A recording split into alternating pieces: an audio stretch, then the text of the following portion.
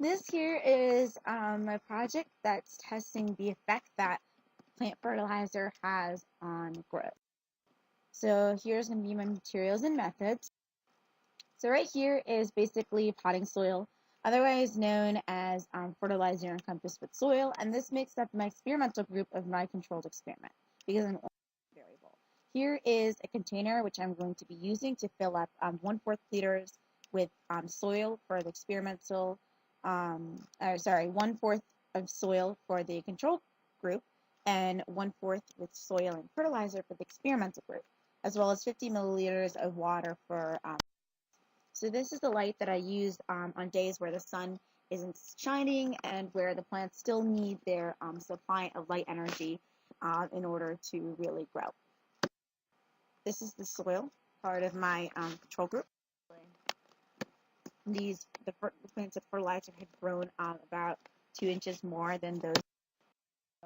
And this is basically the array that I use for basically my 57 cells that are in my control experiment, and 57 that are in my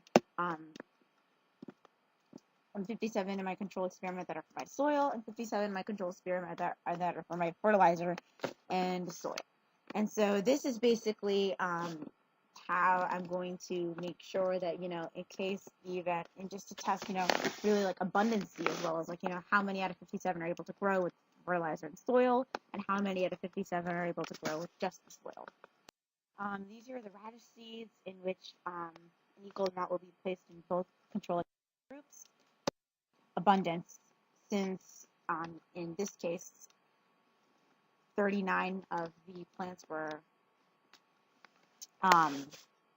germinated in the fertilizer, only 17 were. So this is my final for the first trial of the plant fertilizer. And as you can see, in this case, 49 to 57 cells with radishes have grown. That's a significant amount as well as significant control, which is more abundant. Actually, in this picture, so about 49. what happened was that at the end, the average height of all of these things was 5.76 inches, and they were approximately 2.95 inches greater than those of the soil.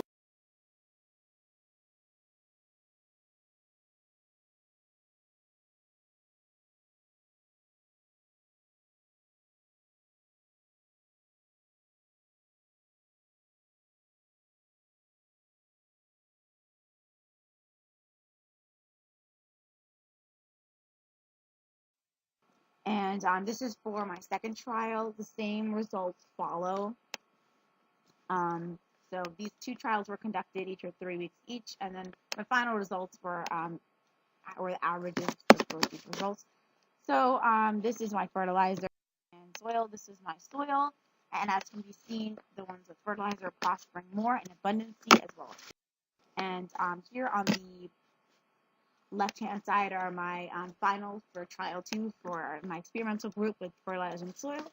And on the right-hand side is my final for the just soil, which is the control. And evidently, at the end of this trial, the experimental group 45 had grown, 45 cells out of 57, whereas in the soil, just around 33 had grown. So overall, I'd made a hypothesis in the beginning that those plants placed with just soil will grow quickly and more abundantly than those placed in the fertilizer. And I had thought this because soil is more natural, whereas fertilizer is comprised of more synthetic components. However, that doesn't matter because in this case, even though it is comprised of synthetic components, these synthetic components have nutrients that normally the plants don't get from the atmosphere. And these nutrients include potassium, phosphorus, and nitrogen. And these are all important for the building blocks of really molecules that aid in biological processes such as cell division, mitosis, and meiosis. So this is basically my graph that I have taken. And as you'll see in the next slide, it's basically the same information displayed, except it's more visual. And this was the average growth based on averaging of my two trials. And these were the number of days, which were 21 days.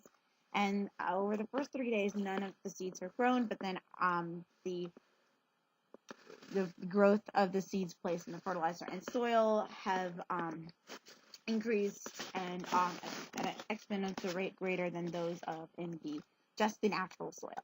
So my hypothesis wasn't supported. And here is the data table for the results. Made each consecutive day really easy to see the difference in numerical values between the control and experimental group from the beginning stage.